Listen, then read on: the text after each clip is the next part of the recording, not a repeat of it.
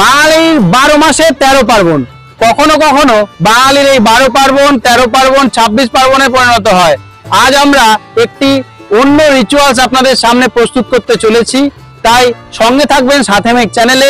আশা করছি ভালো লাগবে। আজকে বিশ্বকর্মা পুজো, সবাই চলে এসেছি ছাদে ঘুড়ি ওড়াতে। ফ্ল্যাশব্যাকে আপনাদের দেখাবো কালকে রাত থেকে আমাদের চলছে রান্না পুজোর অনুষ্ঠান, সেই সমস্ত অনুষ্ঠান তো দেখাবোই। চলুন এখন আমরা ঘুড়ি ওড়াবো, সেইটা দেখাই। সবাই মিলে বলো বো কাটা। ছাদে ঘুড়ি ওড়াতে চলে এসেছি, ঘুড়িগুলো দেখাও। বিকি, এই আজকের ঘুড়ি ওড়ানো সম্বন্ধে কিছু বলো। আগেবার একটা গুড়ি দিয়ে 12টা কেটেছিলাম, এবার টার্গেট আছে 20টা গুড়ি কাটবো, একটা গুড়ি। চলো ঠিক আছে, দেখা যাক, আমাদের ঘুড়ি ওড়ানো স্টার্ট করা যাক। বিশ্বকর্মা পুজো মানেই শরৎ আসন্ন, আর এই শরতের আকাশে ঘুড়ি ওড়ানোর মজাই আলাদা। তাই আমরা আজ চলে এলাম এই শরতের আকাশে আমাদের ঘুড়িগুলিকে ভাসিয়ে দিতে। কটা ঘুড়ি কেটেছো? কটা ঘুড়ি কাটলে? একটুকুলো মাম্মা, কটা ঘুড়ি কেটেছো?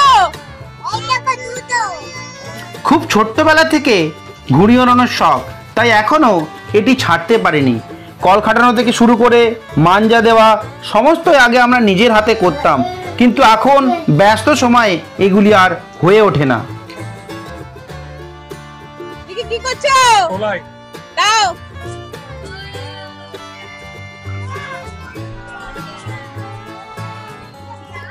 এই দেখো, তাকাও। আরেকটা কেটেছে। সর সর সর। দেখি বাবা তোর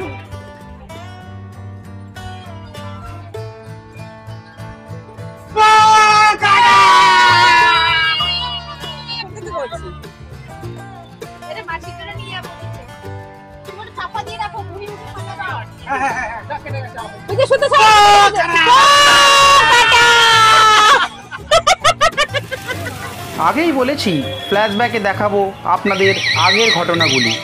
আমরা আগের দিন রাতে ঘুড়ি কিনতে গিয়েছিলাম, সুতো কিনতে গিয়েছিলাম, সেই সব ঘটনা এখন আপনাদের দেখাতে চাইছি। ঘুড়ির দোকানগুলি ভরে রয়েছে ঘুড়িতে, সুতোতে। এখন আর কেউ মাঞ্জা দিয়ে ঘুড়ি ওড়ায় না, তাই রেডিমেড সুতো কিনতে পাওয়া যায় মাঞ্জা দেওয়া, সেইগুলি সংগ্রহ করলাম। সংগ্রহ করে আমরা আমার ছেলেকে ছোট ছোট কয়েকটি ঘুড়ি কিনে দিয়ে ফিরে এলাম বাড়ির দিকে। ওদিকে বাড়িতে চলছে রান্না পুজোর যে সাজ সরঞ্জাম। নিয়ম অনুযায়ী বিশ্বকর্মা পুজোর দিন উনুনকে পুজো করতে হয়, আর সেদিন আর কোনো রান্না হবে না। আগের দিন রাত্রে সমস্ত রান্না করে, অর্থাৎ ভাত তৈরি করে তাতে জল ঢেলে রেখে হরেক রকম ভাজা তৈরি করতে হবে, এবং ইলিশ মাছ সহযোগে কচুর শাক, নারকেল ছাই এই সমস্ত ব্যবহার করে সারাদিন সেই সব খাওয়া দাওয়া হবে। এটিকেই বলা হয় রান্না পুজো। আর সেই রান্না পুজোর জন্য চলে এসেছে আমাদের ইলিশ মাছ। সেটি আগের দিনই সেই ইলিশ মাছ প্রসেস করে তাকে ভাজা হলো। আর এই অনুষ্ঠানের সবথেকে উল্লেখযোগ্য যে পদটি, সেটি হলো ডাল ফ্রাই। এই ডালকে শক্ত করে ফ্রাই করা হবে, এবং এই ডালকেই আমরা ব্যবহার করব সারা দিনে আমাদের খাবারের উপকরণ হিসেবে। আর এখন চলছে যুদ্ধকালীন তৎপরতায় এই সমস্ত রান্নাবান্নার কাজ। এই সব রান্নাবান্না শেষ হতে আজ হয়ে যাবে অনেক রাত। প্রায় 2:30 থেকে 3টে পর্যন্ত এই সব রান্না আমাদের চলে। বিভিন্ন রকম ভাজা, আলু ভাজা, ভেন্ডি ভাজা, পটল ভাজা, কলা ভাজা, এরকম অনেক রকম ভাজা থাকে। তার সঙ্গে থাকে ইলিশ মাছ ভাজা। বাঙালিদের এই ছোট্ট ছোট্ট রিচুয়ালসগুলি আমি আমার এই চ্যানেলের মাধ্যমে দেখাতে চাই, তাই আপনাদের এই ছোট্ট রান্না পুজোর রিচুয়ালস দেখাতে চাইলাম। আশা করছি আপনাদের ভালো লেগেছে।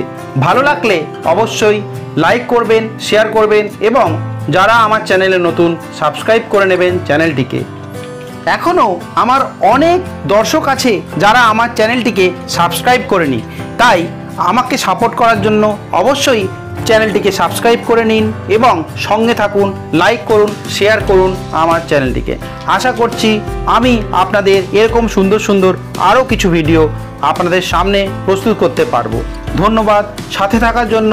আবার দেখা হবে আরেকটি নতুন ভিডিওতে, একদম অন্য একটি ঝকঝকে তকতকে ভিডিও নিয়ে হাজির হব খুব শীঘ্রই। ধন্যবাদ।